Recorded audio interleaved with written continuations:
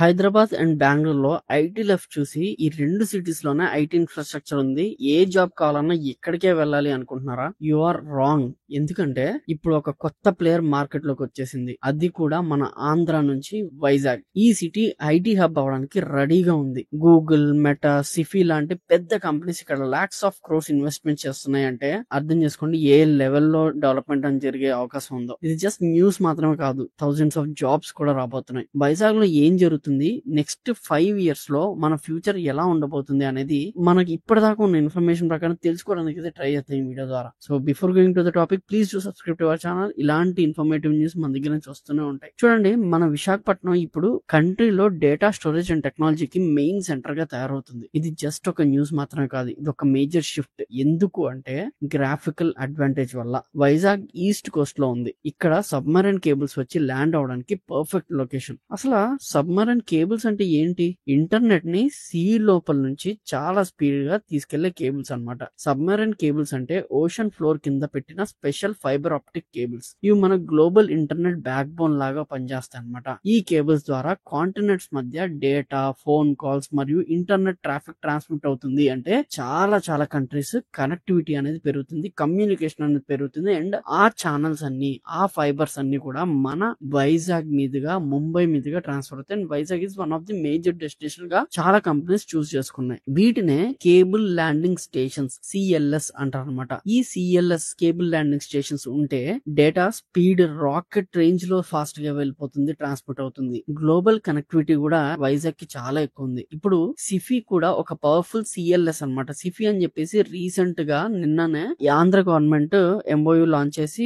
Official launch అయితే చేసింది. ఆ సిఫీ అనేది major cls, cable landing station facility అన్నమాట. వాళ్ళు అది స్టార్ట్ చేశారు. దీని వల్ల మన కంట్రీ డైరెక్ట్ గా సింగపూర్, మలేషియా, ఆస్ట్రేలియా లాంటి సౌత్ ఈస్ట్ ఏషియన్ కంట్రీస్ తో కనెక్ట్ అయ్యి లైట్నింగ్ స్పీడ్ లో డేటా గానీ, లేకపోతే ఇంటర్నెట్ గానీ, ఇంకా ఏదైనా కూడా ట్రాన్స్ఫర్ చేస్తుంది. అంటే వైజాగ్ ఇప్పుడు సౌత్ ఇండియాలో ఒక మేజర్ రీజనల్ డేటా గేట్వే లాగా డెవలప్ అవబోతుంది అని చెప్పేసి. ముందు వైజాగ్ ని పెద్ద ఐటీ కంపెనీ సీరియస్ గా కన్సిడర్ అయితే చేయలేదు. కానీ ఇప్పుడు ఈ సబ్మెరైన్ కేబుల్ కనెక్టివిటీ వల్ల సిచ్యువేషన్ టోటల్ గా రివర్స్ అయింది. అంటే ఒకప్పుడు టీసీఎస్ ఇలాంటి కంపెనీస్ వస్తాయి, రాబోతున్నాయి అనేది వింటున్నాం. కానీ ఎప్పుడైతే సిఎల్ఎస్ లు వచ్చాయో అప్పుడు కంపెనీస్ ఖచ్చితంగా ఎస్టాబ్లిష్ చేయడానికి ఒక అడుగు ఫాస్ట్ గా ముందరకేస్తారు. ఎందుకంటే సిఎల్ఎస్ రావడం అనేది పెద్ద విషయం అన్నమాట. Fastest internet access and reliable infrastructure దొరుకుతుంది వేరే వేరే కంపెనీస్ ఎవరైనా వస్తే కూడా. ఇప్పుడు బిగ్ ప్లేయర్స్ కి కావాల్సింది కూడా అదే. అందుకనే వాళ్ళు వైజాగ్ వచ్చే అవకాశాలు చాలా వరకు పెరిగాయి అన్నమాట. అసలు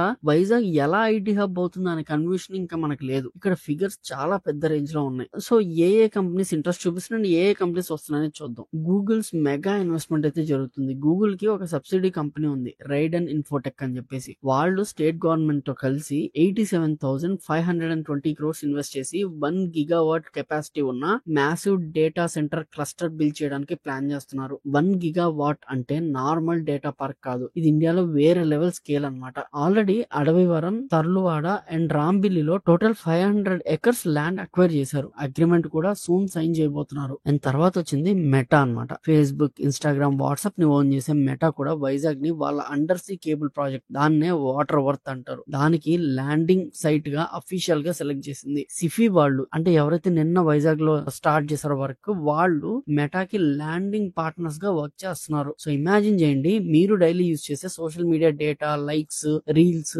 మెసేజెస్ అన్ని వైజాగ్ నుంచి ప్రాసెస్ అవడం స్టార్ట్ అవుతుంది. సో ఈ విషయం చాలా చిన్న విషయం అయితే కాదు, ఇది నెక్స్ట్ లెవెల్ హైలైట్ అవుతుంది అనమాట. అదాని అండ్ అదర్స్ కూడా వస్తున్నారు. Adani integrated data centre park project కూడా 20,000 crore ఇన్వెస్ట్మెంట్ తో ఆల్మోస్ట్ రెడీ స్టేజ్ లో ఉంది. అదాని కాకుండా మిగతా గ్రూప్ ఆఫ్ కంపెనీస్ కలిసి 1 lakh crore ఇన్వెస్ట్ చేసి ఇంకొక 1 gigawatt కెపాసిటీ ఉన్న అడ్వాన్స్డ్ డేటా సెంటర్ సెటప్ చేయడానికి గవర్నమెంట్ తో డిస్కషన్ స్టార్ట్ చేశారు. వైజాగ్ లో ఇన్ఫ్రాస్ట్రక్చర్ అండ్ కనెక్టివిటీ స్ట్రెంత్ అవడానికి ఇది నెక్స్ట్ బిగ్ లెవెల్ లీప్ అయ్యే అవకాశం అయితే ఉంది. ఇవన్నీ జస్ట్ ఐటీ డెవలప్మెంట్ సెంటర్స్ కాదు, డేటా సెంటర్స్. డేటా స్టోరేజ్ అవుతుంది, హై అండ్ ప్రాసెసింగ్ జరుగుతుంది. డేటా సెంటర్స్ అనేవి physical facilities where server, storage and networking equipment ఉంటాయి. ఇలాంటి సెంటర్స్ లో మీ data safety, fast access and scalable infrastructure ఉంటుంది. దీని వల్ల మీకు data science, cloud computing, cyber security లాంటి హై సాలరీ రోల్స్ అనేవి దొరుకుతాయి. బ్యాక్ అండ్ ఆపరేషన్స్ కాదు, future tech and cutting edge processing అనేది ఇక్కడ జరుగుతుంది. And job opportunities and future impact ఎలా ఉంటుంది అంటే, అందరి క్వశ్చన్ బేసిక్ గా ఇదే. పెద్ద ఇన్వెస్ట్మెంట్స్ వల్ల మన యూత్ కి ఏంటి లాభం అని చెప్పేసి థౌసండ్స్ ఆఫ్ జాబ్స్ పక్కాగా క్రియేట్ అవుతాయి. వైజాగ్ లో ఐటీ సెక్టర్ సెక్టర్ ముందు mostly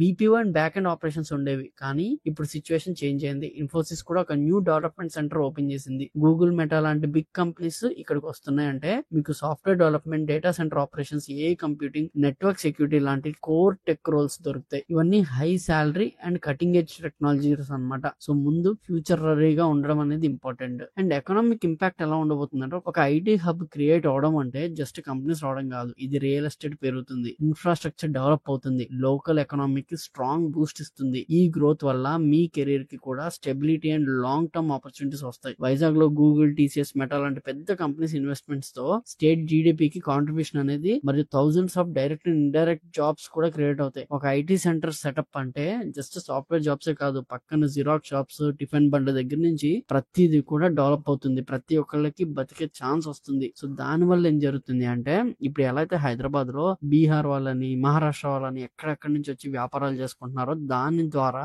state connectivity, inter state connectivity, inter country connectivity అనేది పెరిగి అటు ద్వారా కొత్త కొత్త జాబ్స్, కొత్త కొత్త మనుషులు, కొత్త ఎయిర్పోర్ట్స్ ద్వారా, ఇంకా దాని నుంచి ఇన్వెస్ట్మెంట్స్ అంటే కొత్త కొత్త కాలేజెస్ ఎస్టాబ్లిష్ అవడం, ఇవన్నీ కూడా జరుగుతాయి. సిఫీ స్టార్ట్ చేస్తున్న ఏఐ ఎడ్జ్ డేటా సెంటర్ చాలా ఇంపార్టెంట్.